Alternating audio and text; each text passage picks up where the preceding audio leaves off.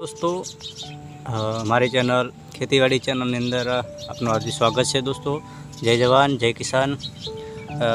दोस्तों આપણે 19 તારીખના દિવસે જે આ ટોમેટીની ફેર રોપણી કરી હતી, જે એક ફૂટના ગાળે આપણે ફેર રોપણી કરેલી છે અને દોસ્તો આ જે ચોટી પણ ગઈ છે અને જે મૂળ હતા મૂળ પકડી લીધા। દોસ્તો આ રીતે આપણે એક ફૂટના ગાળે આ રીતે ટોમેટોનું વાવેતર જે ફેર રોપણી કહેવાય એને કરી નાખીએ। અને એને દોસ્તો આપણે કોઈ પણ પ્રકારનું રાસાયણિક ખાતરનો ઉપયોગ કર્યો નહોતો। ફક્ત ને ફક્ત મેં તમને આગલા વિડીયોની અંદર બતાવ્યું હતું કે ગાયનું ગોબર બરાબર, ઝરણ છે એનું, ભેંસનું ઝરણ છે, કાકડાના પાન છે, લીમડાના પાન છે, પપૈયાના પાન છે અને સાથે સાથે આપણે દેશી ખાતર પણ ભર્યું હતું। એની સાથે સાથે ઓર્ગેનિક દવા બનાવી, ગોળ છે, બેસન છે, આ રીતે એનું અઠવાડિયા સુધી એનો થવા દઈ અને આપણે દેશી ખાદ્ય તૈયાર કર્યું હતું અને એને પાણી સાથે આપ્યું હતું અને ઉપર છંટકાવ કર્યો હતો। સાથે સાથે દોસ્તો આ ડુંગળી પણ આપણે વાવી હતી। એ ડુંગળી પણ આ રીતે ચોંટી ગઈ, જે આજે હવે બીજું પોણી 3-4 દિવસના ગાળે આની અંદર આપવું પડે છે। જે ચોપ્યા પછી જે આપણે ફેર રોપણી કરી એના પછી ચોથા દિવસે પાણી આપવું પડે છે। આજે 4 દિવસ થઈ ગયા છે એટલે આજે હું એને પાણી આપવાનું છું। આ રીતે સાથે સાથે આપણે દોસ્તો ટામેટી પણ બધી રીતે પાળી ઉપર ચોડી દીધી છે, જે બધી સક્સેસ ચોંટી ગઈ છે બરાબર। સાથે બીજો મરચાંનો રોપ પણ ચોડેલો છે અને સાથે બીજો ફુલાવરનો રોપ તૈયાર કરીને મૂક્યો છે, ફુલાવરનો રોપ પણ ચોડવાનો। તો આપણે દોસ્તો રાસાયણિક ખાતરનો ઘણો બધો ઉપયોગ કરીએ, એના કારણે જમીન એની ફળદ્રુપતા છોડે છે, એના કારણે જમીન કડક થતી જાય છે। મારે પણ આવો પ્રશ્ન બન્યો હતો। આગલા ખેતરની અંદર મેં 200 રોપા આંબાના ચોડ્યા હતા, જેની અંદર મેં રાસાયણિકનો ભરપૂર રીતે ઉપયોગ કર્યો હતો, જેના કારણે જે સામે મારો જે જમીન દેખાય એ સામે જે મારું મશીન છે અને એ ખેતરની અંદર મેં લગભગ 150 જેવા રોપા મેં ચોપ્યા હતા આંબાના કેસર। તો એની અંદર રાસાયણિકનો ભરપૂર ઉપયોગ થવાથી એ જમીનની અંદર એટલું ગરમ થવા માંડ્યું કે મારે ઘણા બધા રોપા લગભગ જતા જ રહ્યા હતા આંબાના, જે આખું નિષ્ફળ વાવેતર કહેવાય, નિષ્ફળ જઈ હતું બરાબર। અને આજે પણ એમાં આગલા વર્ષે મેં બાજરી કરી હતી, બાજરી પણ ગરમાવાના કારણે જતી રહી હતી, સાથે રચકા બાજરી વાવી હતી એ પણ જતી રહી। અત્યારે મકાઈ વાવી, મકાઈને પણ એટલું બધું વાવેતર એમાં નથી, તમે જોઈ શકો કાચું પાતળું વાવેતર એમાં દેખાય બરાબર। એટલે જે એની અંદર મેં રાસાયણિક ખાતરનો ઉપયોગ કર્યો એના કારણે જમીન ને બહુ ગરમ થઈ ગઈ, એના કારણે જે ઝાડ છે, જે છોડ વાવેલા કે આપણે જે મકાઈ વાવેલી એ એના મૂળ મૂકી દે। તો દોસ્તો આ જમીનની અંદર તો એના કારણે મને એમ થયું કે આપણે રાસાયણિક છોડી અને ઓર્ગેનિક તરફ વળવું જોઈએ એમ। તો મેં પણ આ જમીનની અંદર દેશી ખાતર ભર્યું, સાથે સાથે જે પણ રોપા મેં તૈયાર કર્યા ઓર્ગેનિક રીતે તૈયાર કરેલા રોપા હતા, જેની અંદર જરા પણ મેં રાસાયણિક ખાતરનો ઉપયોગ કર્યો નથી। જે તમે જોઈ શકો છો કે રોપા મેં આજે 4 દિવસ છે ચોડે, જે આજે પણ આમ બરાબર રીતે ઊભા છે બરાબર।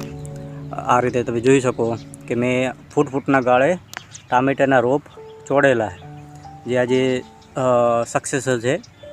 અને આ રીતે હું ઓર્ગેનિક ખેતી તરફ વળી રહ્યો છું અને તમને પણ સલાહ આપું છું કે ખેતી કરો ઓર્ગેનિક રીતે। હા, એમાં થોડું જે કહેવાય રિઝલ્ટ આપણને લાંબા ગાળે મળે છે, પણ મળે ખરી 100%। એના કારણે તમે સારો આપણા શરીરની સાથે જે ચેડા થઈ રહે એ પણ ન થાય અને સારો એવો આપણે પાક લઈ શકીએ છીએ। એમાં થોડો વાર લાગે। આ તમે જોઈ શકો છો ટામેટી કે આની અંદર કોઈ પણ જાતનો રોગ નથી, તમે જોઈ શકો કે આ મેં આજે ચોડે 4 દિવસ છે, આની અંદર કોઈ પણ જાતનો જરાક પણ રોગ નથી અને બધી રીતે સક્સેસ છે।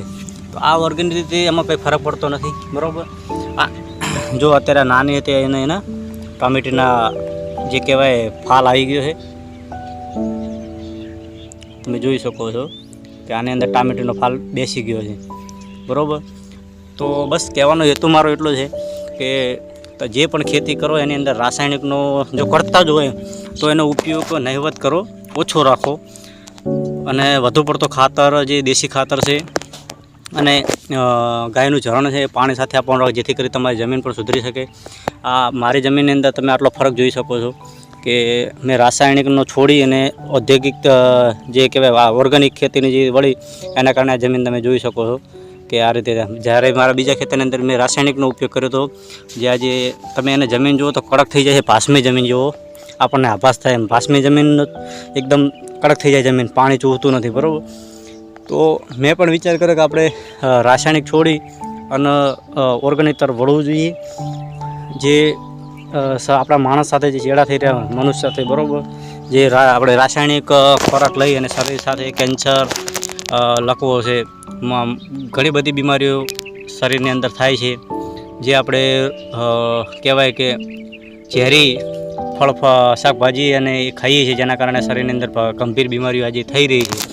તો આ છોડી અને ઘર પૂરતું વાવો તો બરાબર છે અને ખેતી કરો તો બરાબર છે, પણ ઓર્ગેનિક તરફ વળો તો જમીન પણ સુધરશે અને સાથે સાથે શરીર પણ સારું રહેશે, બરાબર. તો બસ મારો કહેવાનો હેતુ એટલો જ હતો કે ઓર્ગેનિક તરફ વળો અને ખેતીની ઉન્નતિ લાવો.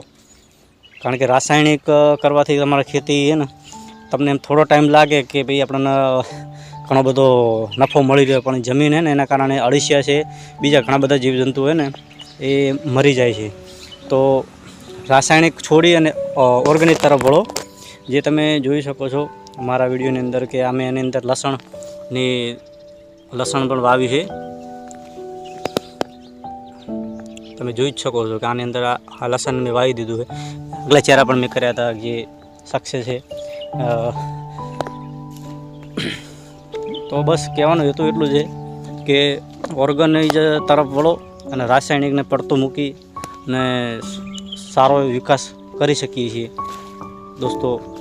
તો હું તમને એક વિડીયો બતાવું જે ઓર્ગેનિકનો મેં ઉપયોગ કર્યો હતો, એના કારણે કેટલો બધો વિકાસ અંદર આંબાની અંદર અને તુવેરોની અંદર પણ તમે જોઈ શકો છો.